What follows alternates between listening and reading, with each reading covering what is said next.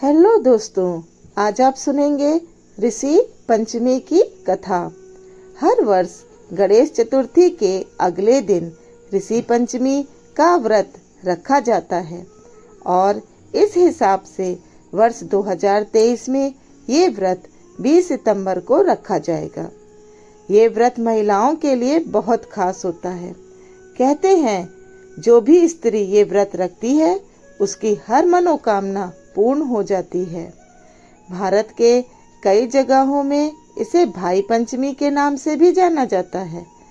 यह व्रत देवी देवताओं को नहीं बल्कि सप्तऋषियों को समर्पित है। इस दिन सप्तऋषियों की पूजा करने का विधान है। जाने अनजाने में हुई गलतियों से मुक्ति दिलाने के लिए भी ये व्रत उत्तम माना गया है। धार्मिक मान्यताओं के अनुसार स्त्रियों को राजस्वला में पूजा पाठ और धार्मिक कार्यों को करने की मनाही होती है। अगर इस समय में गलती से कोई पूजा अर्चना का सामान स्पर्श हो जाए तो बहुत पाप लगता है। इस तरह के पाप से मुक्ति पाने के लिए ये व्रत बहुत खास होता है। मासिक धर्म में हुई गलतियों के प्रायश्चित के लिए ये व्रत रखा जाता है। ऋषि पंचमी की कथा। किंवदंतियों के अनुसार विदर्भ गांव में उत्तंक नाम का एक ब्राह्मण रहता था। उसकी पत्नी का नाम सुशीला था, जो कि बहुत ही पतिव्रता थी। ब्राह्मण का एक पुत्र और एक पुत्री थी। ब्राह्मण ने खुशी खुशी अपनी बेटी का विवाह करके विदा किया, लेकिन कुछ समय पश्चात ही वो विधवा हो गई।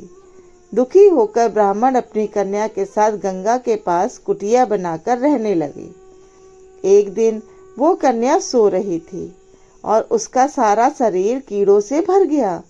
ये सब देखकर ब्राह्मण की पत्नी बहुत घबरा गई और सारी बात जाकर ब्राह्मण को बताई और कहने लगी कि मेरी बेटी से ऐसी क्या गलती हो गई है जो इसके साथ ऐसा हुआ। ब्राह्मण ने ध्यान लगाकर इस घटना का पता किया और देखा कि पिछले जन्म में भी ये कन्या ब्राह्मण थी। राजस्वला के समय में उसने बर्तन छू दिए थे, जिस वजह से उसके शरीर में कीड़े पड़ गए। इस समस्या का समाधान पाने के लिए ब्राह्मण ने कहा कि इस पाप से मुक्ति पाने के लिए कन्या से ऋषि पंचमी का व्रत कराया जाए।